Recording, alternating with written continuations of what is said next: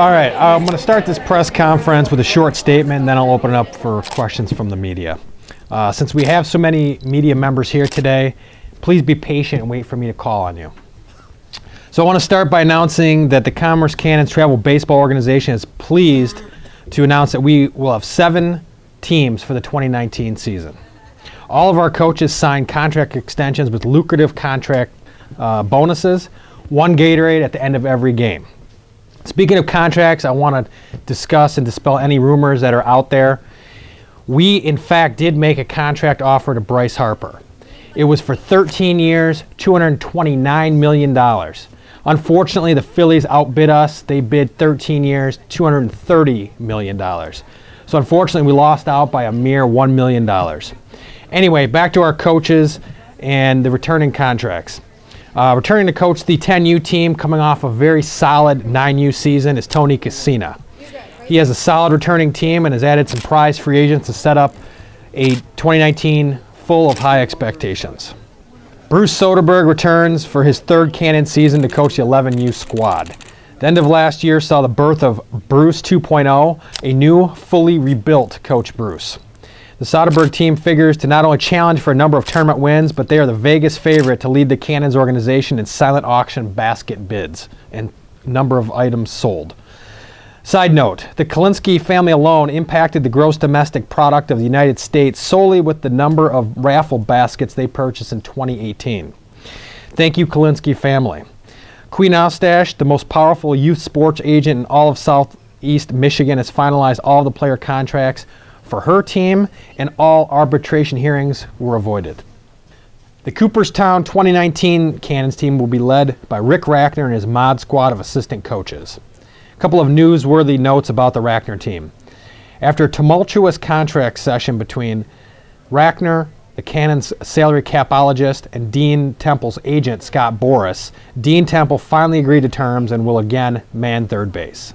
Dean will be most likely voted the most intense third base coach in all of the KVBSA for the 2nd consecutive year. Susie Mayberry evidently has taken on a second career and will be doing banquets this year, so we're not sure if we'll see her much in the stands. Jeremy Mayberry will be seen in the dugouts this season, or if you miss him there, he could be seen doing his rain dance before every Cannons car wash 24 hours before the event. Michael Solomon is heading up the 13U Cannons and returns for his 3rd season as well. You know what that means, people. Yes, make sure all of your cell phone data plans are expanded and can handle all of the text, emails, and airdrops that Michael will send daily. A quick legal notice about the 13U team. The Cannons organization had to appear in court multiple times in Michigan. Evidently, Bill Lyle's loud cheering broke several local noise ordinances.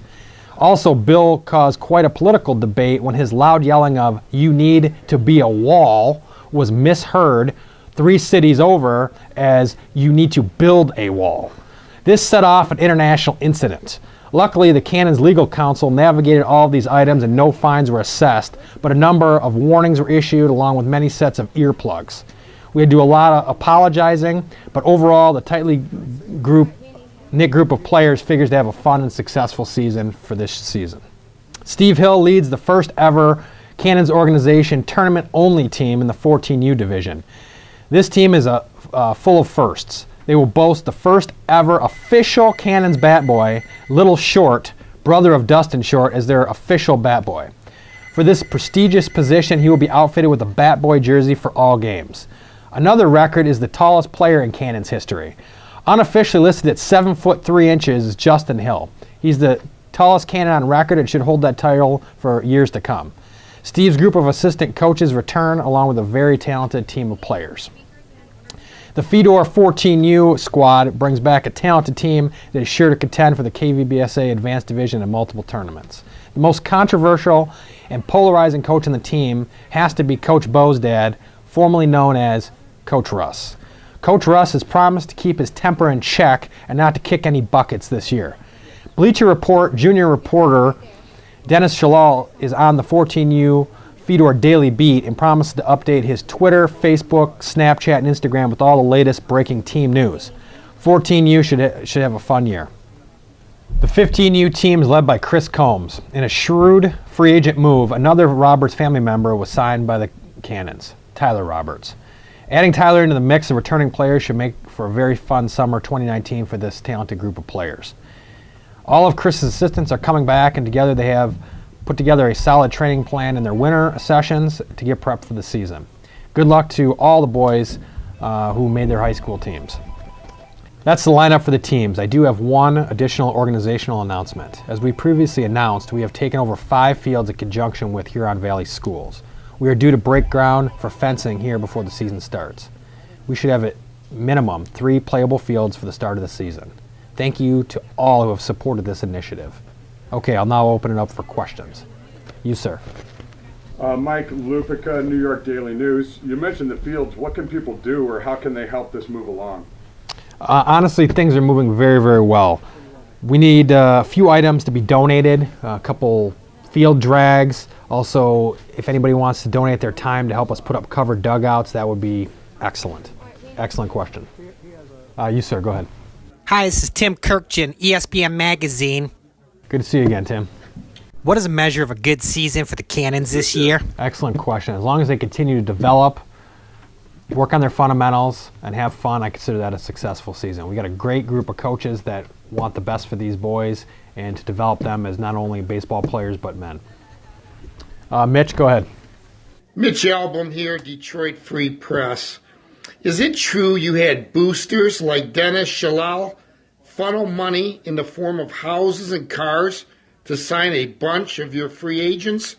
Mitch, you do this every year. You try to stir up trouble with our organization. That is completely false. Next question. Matt Dixon, Wixom Gazette, the most trusted news source in all of Wixom. How are you, Coach? I'm doing excellent. I'm a big fan of your publication. I get all my news sources from you every single day, so keep up the good work. Thank you. We appreciate that. My question is simple. Is it true that Keith Ryback has a security detail that follows him around all the games and practices, just like the Secret Service? And if so, how does that impact the Canon budget? Actually, that is true. As the president of the Walled Lake Braves, as you can imagine, he's kind of a big deal. People know him. So with that, we're very lucky to have him in our organization, but we do have to have his security beefed up.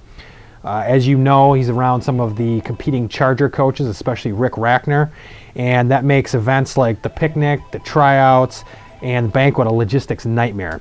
The good news is the security detail is not funded by the Canons. It does not impact our budget at all. Next question.